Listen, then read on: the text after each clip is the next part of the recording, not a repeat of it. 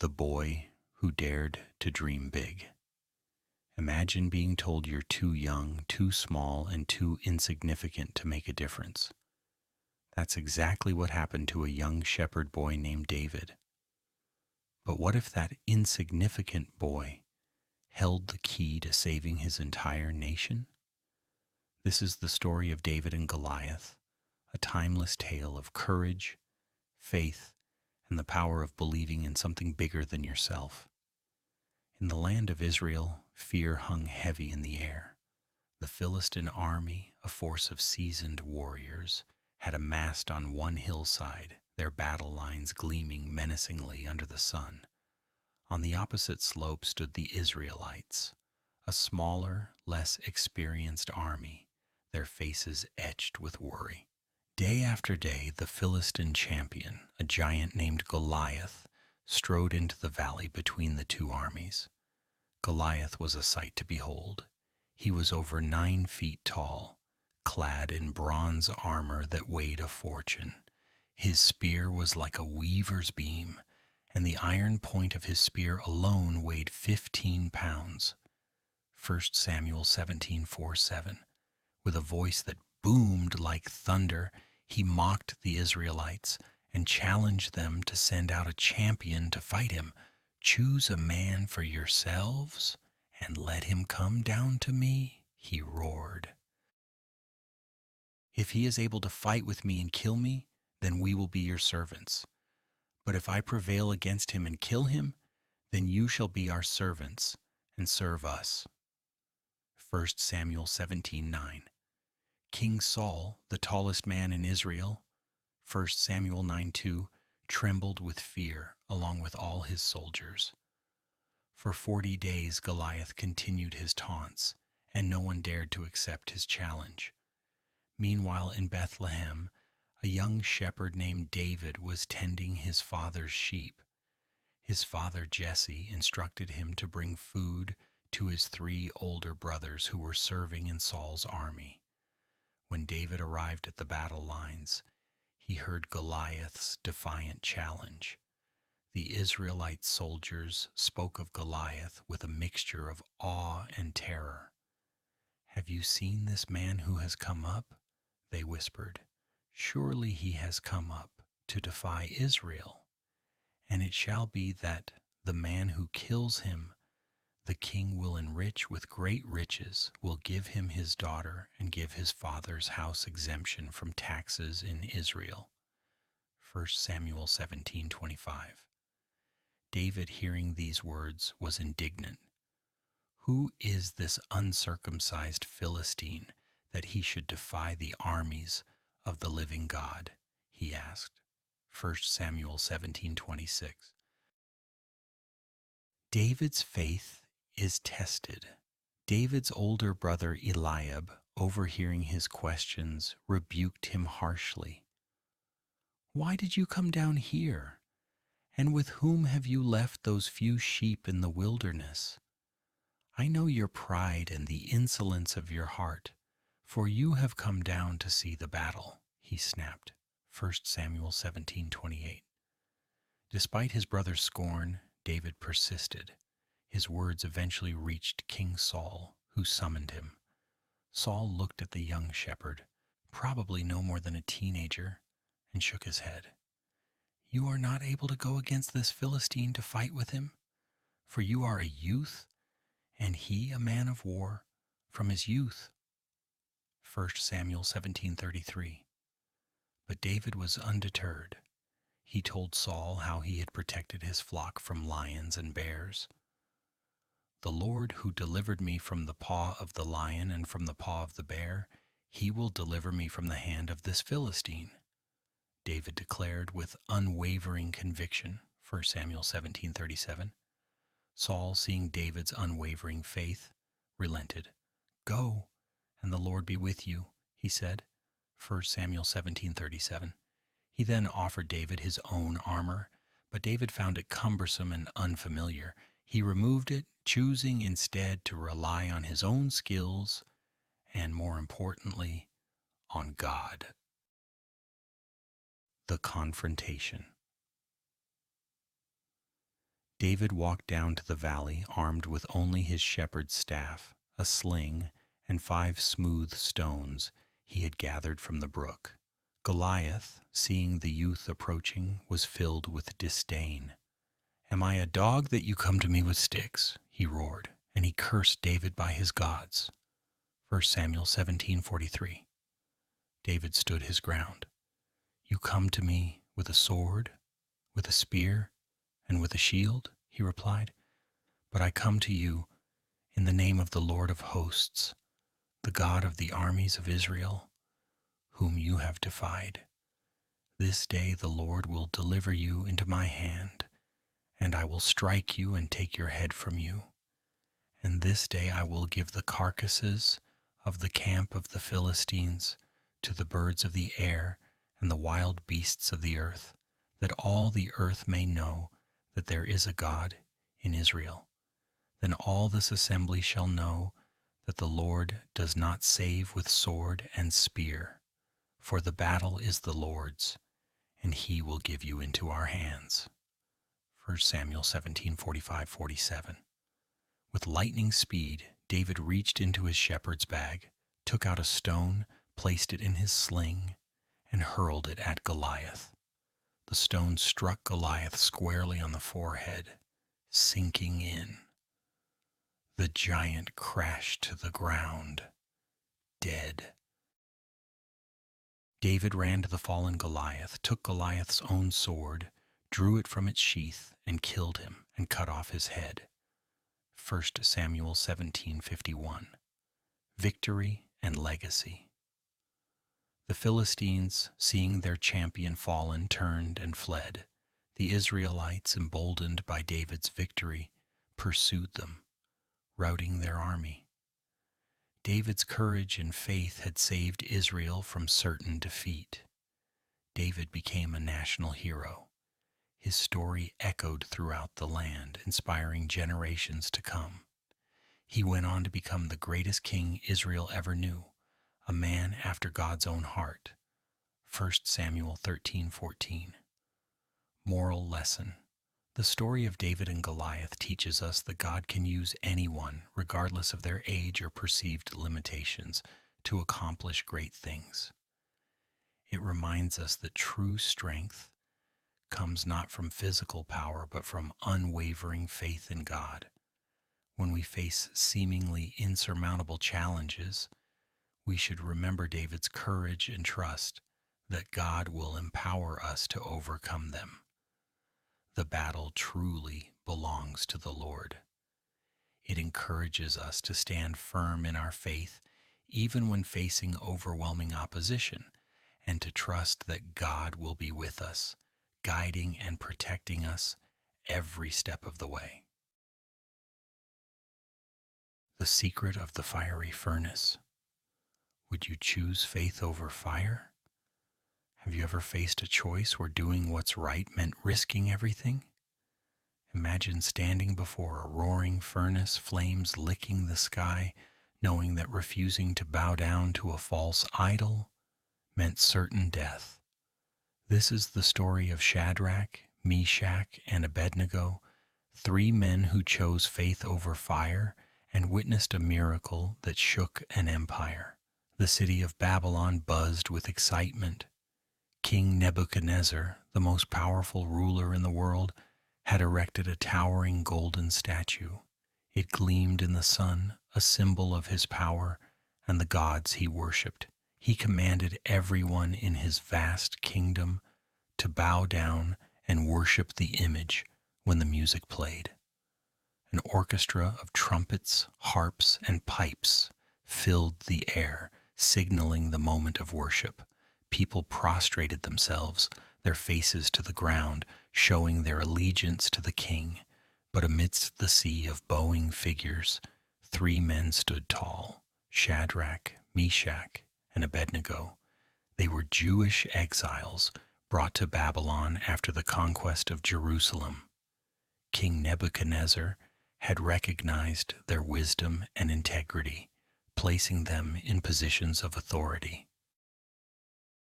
They were grateful for the opportunity to serve, but their loyalty to God came first. Some jealous officials noticed their defiance. They were envious of Shadrach, Meshach, and Abednego's favor with the king, and saw this as a chance to bring them down.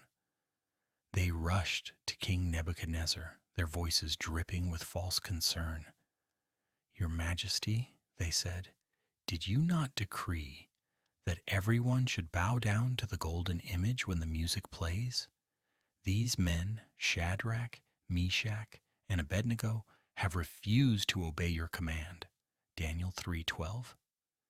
King Nebuchadnezzar's face darkened with anger. He summoned the three men and demanded, "Is it true, Shadrach, Meshach, and Abednego, that you do not serve my gods or worship the image of gold I have set up?"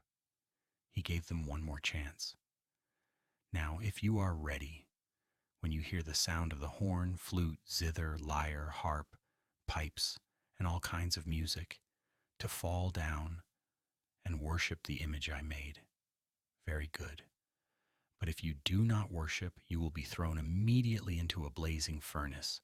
Then what God will be able to rescue you from my hand?" Daniel 3:15. His voice thundered with rage and arrogance. Shadrach, Meshach, and Abednego stood firm, their faith unwavering. They replied to the king, "O Nebuchadnezzar, we do not need to defend ourselves before you in this matter. If we are thrown into the blazing furnace, the God we serve is able to save us from it, and he will rescue us from your hand, O king. But even if he does not, we want you to know, O king, that we will not serve your gods or worship the image of gold you have set up." Daniel 3:16-18. Their courage resonated with conviction. They knew God could save them, but even if he chose not to, their loyalty belonged to him alone. King Nebuchadnezzar was furious. His face twisted with rage, and he ordered the furnace to be heated 7 times hotter than usual. He commanded his strongest soldiers to bind Shadrach, Meshach, and Abednego and throw them into the blazing furnace. The fire was so intense that the flames leaped out and killed the soldiers who threw them in. Shadrach, Meshach, and Abednego, bound tightly, fell into the heart of the inferno. But then something extraordinary happened. King Nebuchadnezzar leaped to his feet in astonishment. "Weren't there 3 men that we tied up and threw into the fire?" he asked his advisors. "Certainly, O king," they replied. The king exclaimed, "Look! I see 4 men walking around in the fire, unbound and unharmed, and the 4th looks like a son of the gods." Daniel 3:25. Nebuchadnezzar approached the opening of the blazing furnace and shouted, "Shadrach, Meshach, and Abednego, servants of the Most High God, come out, come here." Daniel 3:26. Shadrach, Meshach, and Abednego emerged from the fire, completely unharmed. The satraps, prefects, governors, and royal advisors crowded around them. They saw that the fire had not harmed their bodies, nor was a hair of their heads singed. Their robes were not scorched, and there was no smell of fire on them. Daniel 3:27. King Nebuchadnezzar was awestruck.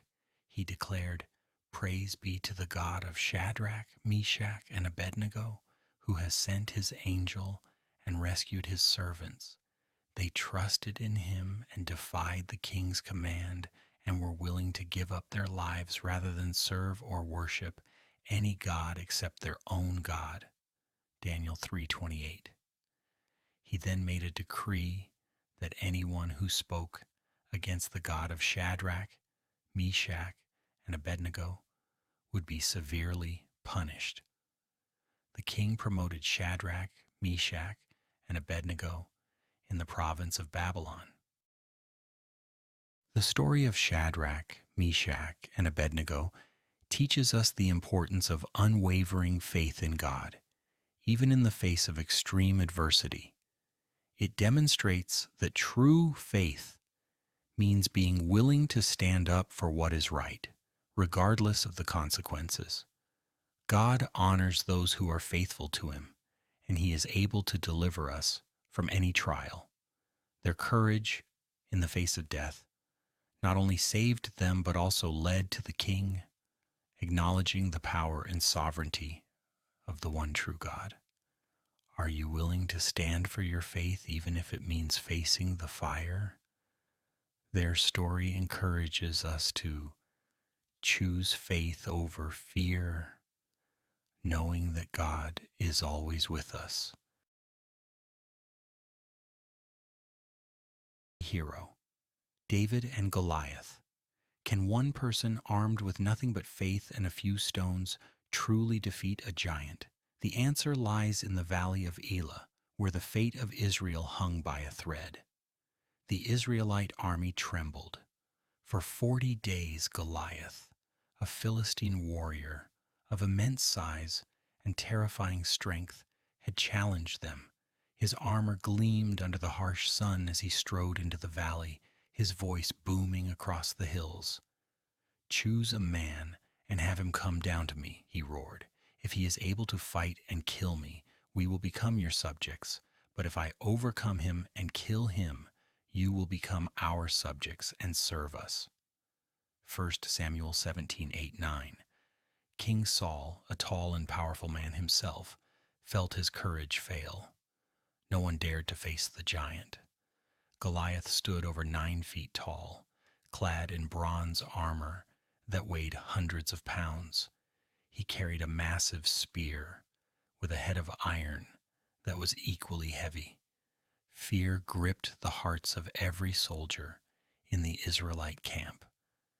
Meanwhile, in Bethlehem, a young shepherd named David tended his father's sheep. His father Jesse instructed him to take provisions to his older brothers who were serving in Saul's army. David, obedient to his father, rose early and set off for the valley of Elah. Arriving at the battle lines, David heard Goliath's daily taunt. The young shepherd was shocked. "Who is this uncircumcised Philistine that he should defy the armies of the living God?" he asked the soldiers. 1 Samuel 17:26. David's words reached the ears of his older brother Eliab, who was furious. "Why have you come down here?" Eliab demanded. "And with whom did you leave those few sheep in the wilderness? I know how conceited you are and how wicked your heart is. You came down only to watch the battle." 1 Samuel 17:28. David calmly replied, "Now what have I done? Can I even speak?" 1 Samuel 17:29. He turned away from his brother and continued to inquire about the situation. Someone overheard David's questions and told King Saul. Saul, desperate for any hope, summoned the young shepherd.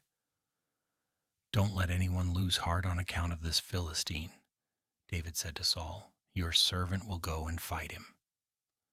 1 Samuel 17:32.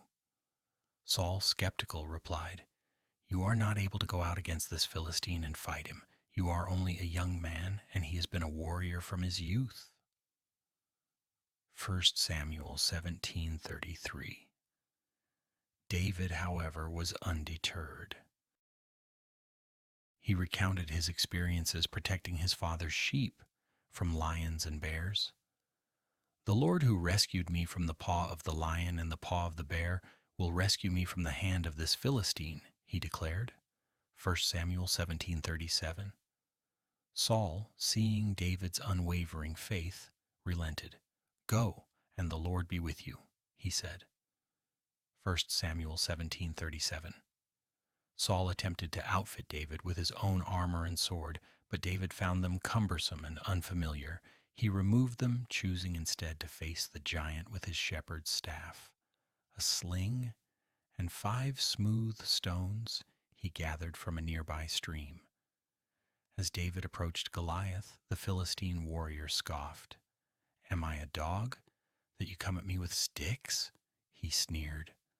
"Come here," he roared, and I'll give your flesh to the birds and the wild animals. 1 Samuel 17:43-44. David stood firm, his eyes fixed on the giant. You come against me with sword and spear and javelin, but I come against you in the name of the Lord Almighty, the God of the armies of Israel, whom you have defied. David proclaimed, This day the Lord will deliver you into my hands, and I'll strike you down and cut off your head. This very day I will give the carcasses of the Philistine army to the birds and the wild animals, and the whole world will know that there is a God in Israel. All those gathered here will know that it is not by sword or spear that the Lord saves, for the battle is the Lord's, and he will give all of you into our hands. 1 Samuel 17:45-47. With unwavering faith, David ran toward Goliath. He reached into his bag, took out a stone, placed it in his sling, and swung it with all his might. The stone flew through the air, striking Goliath squarely on the forehead. The giant staggered, then crashed to the ground with a thunderous roar. David ran to the fallen giant, took Goliath's own sword, and cut off his head. The Philistine army, seeing their champion defeated, turned and fled in terror. The Israelites, emboldened by David's victory, pursued them, winning a great victory that day. A desperate plea, Hannah's unwavering faith. Can a broken heart birth a miracle? Hannah, barren and burdened by sorrow, dared to believe it could. In the land of Israel, nestled among the rolling hills, lived a man named Elkanah. He had 2 wives, Hannah, whom he deeply loved, and Peninnah, who had been blessed with children. This difference created a deep chasm of sorrow in Hannah's heart. Peninnah, instead of offering comfort, would constantly taunt Hannah about her inability to conceive, turning yearly feasts into agonizing trials. 1 Samuel 1:1-2. Year after year they traveled to Shiloh to worship the Lord at the tabernacle. Elkanah, ever mindful of Hannah's pain, would give her a double portion of the sacrificial offering, a gesture meant to soothe her wounded spirit. Hannah, he would say, his voice laced with concern, why are you weeping? Why don't you eat? Why is your heart so grieved? Am I not better to you than 10 sons? 1 Samuel 1:8. But his words, though kind, couldn't fill the emptiness within her. The longing for a child consumed her thoughts, and Peninnah's cruel remarks only deepened her despair. One year, as they were in Shiloh, after the meal, Hannah rose and went to the temple. With tears streaming down her face, she poured out her heart to the Lord. Eli, the priest, sat on a chair near the doorpost of the Lord's house, watching her. Lord Almighty, she cried out, her voice choked with emotion, if you will only look on my misery and remember me, and not forget your servant, but give her a son, then I will give him to the Lord for all the days of his life, and no razor will ever be used on his head. 1 Samuel 1:11. She prayed silently, her lips moving, but her voice unheard. Eli, observing her, mistakenly thought she was drunk. How long will you keep on getting drunk? He rebuked her. Get rid of your wine. 1 Samuel 1:14. Hannah, startled and hurt by his accusation, replied, Not so, my lord. I am a woman who is deeply troubled. I have not been drinking wine or beer. I was pouring out my soul to the Lord. Do not take your servant for a wicked woman. I have been praying here out of my great anguish and grief. 1 Samuel 1:15-16. Eli, realizing his mistake, softened his tone. Go in peace, he said, and may the God of Israel grant you what you have asked of him. 1 Samuel 1:17. Hannah, her heart lighter despite the lingering sorrow, returned to her family. She ate with them, and her face was no longer downcast. She believed Eli's words, believing that God had heard her prayer. 1 Samuel 1:18. The following year the Lord remembered Hannah. She conceived and gave birth to a son, and she named him Samuel, meaning asked of God. 1 Samuel 1:20. When Samuel was old enough to be weaned, Hannah, true to her vow, brought him to the tabernacle in Shiloh and presented him to Eli.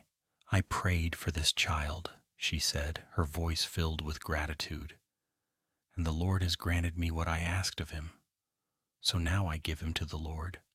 For his whole life he will be given over to the Lord. 1 Samuel 31:27-28. And there before the Lord she left Samuel to serve under Eli's guidance. Hannah's unwavering faith had not only brought forth a miracle, but had also given Israel one of its greatest prophets. Hannah's story teaches us the power of unwavering faith in the face of adversity. Even when burdened by sorrow and despair, we should pour out our hearts to God in prayer, trusting that He hears our pleas and will answer according to His perfect will. It also highlights the importance of keeping our promises to God, demonstrating our commitment to Him and His purposes. Debt forgiven, mercy forgotten. Imagine being millions of dollars in debt, a debt so large you could never hope to repay it in your lifetime. Now imagine that debt being completely wiped away, forgiven in an instant. What would you do? Would you extend that same grace to others? This is the story of a servant who received unimaginable mercy, only to turn around and deny it to someone else. It's a powerful lesson about forgiveness, compassion, and the true meaning of God's grace. Let's dive into the parable of the unmerciful servant, found in Matthew 18:21-35. Jesus was teaching his disciples about forgiveness. Peter, always eager to understand, came to him and asked, Lord, how many times shall I forgive my brother or sister who sins against me? Up to 7 times? Jesus answered, I tell you, not 7 times, but 77 times. In other words, forgiveness should be limitless. Then, to illustrate this point, Jesus told them a story. Therefore, the kingdom of heaven is like a king who wanted to settle accounts with his servants. As he began the settlement, a man who owed him 10,000 talents was brought to him. Now 10,000 talents was an astronomical sum. It was equivalent to millions of dollars in today's currency. This servant was hopelessly in debt. Since he was not able to pay, Jesus continued, the master ordered that he, his wife, his children, and all that he had be sold to repay the debt. This was a common practice in those days. People who couldn't pay their debts could be sold into slavery to work off what they owed. The servant was desperate. At this, the servant fell on his knees before him. Be patient with me, he begged, and I will pay back everything. He promised the impossible. How could he, a slave about to be sold, ever repay such a massive debt? The servant's master took pity on him, canceled the debt, and let him go. Can you imagine the relief, the joy, the sheer disbelief that must have flooded the servant's heart? He was free. He and his family were spared from a life of slavery. His debt, a burden he could never have carried, was gone. But the story doesn't end there. But when that servant went out, he found one of his fellow servants who owed him 100 denarii. He grabbed him and began to choke him. Pay back what you owe me, he demanded. 100 denarii was a much smaller sum, equivalent to a few months' wages for a common laborer. A significant amount, certainly, but nothing compared to the millions he had just been forgiven. His fellow servant fell to his knees and begged him, "Be patient with me, and I will pay it back." The words echoed the plea the first servant had made to his master. But this time, there was no mercy. But he refused. Instead, he went off and had the man thrown into prison until he could pay the debt. The unmerciful servant, fresh from experiencing unimaginable forgiveness, showed absolutely no compassion to his fellow servant. News of this injustice reached the king. When the other servants saw what had happened, they were outraged and went and told their master everything. The king was furious. Then the master called the servant in. "You wicked servant," he said. "I canceled all that debt of yours because you begged me to. Shouldn't you have had mercy on your fellow servant just as I had on you?" In anger, his master handed him over to the jailers to be tortured until he should pay back all he owed. Jesus concluded the parable with a stark warning. "This is how my heavenly Father will treat each of you unless you forgive your brother or sister from your heart." This story is a powerful reminder of the immense debt we owe to God. Through Jesus Christ, our sins are forgiven, a debt we could never repay on our own. The parable challenges us to consider how we treat others, especially those who have wronged us. Are we willing to extend the same grace and forgiveness that we have so freely received? The unmerciful servant failed to grasp the magnitude of his own forgiveness. He was so focused on the relatively small debt owed to him that he forgot the enormous debt that had been canceled. He lacked empathy and understanding. True forgiveness isn't just about saying the words. It's about releasing the bitterness, letting go of the resentment, and choosing to extend compassion. It's about recognizing that we are all imperfect and in need of grace. The parable of the unmerciful servant isn't just a story. It's a mirror reflecting our own hearts. It challenges us to examine our attitudes towards forgiveness and to ask ourselves, have we truly understood the depth of God's mercy in our own lives? Are we extending that same mercy to others?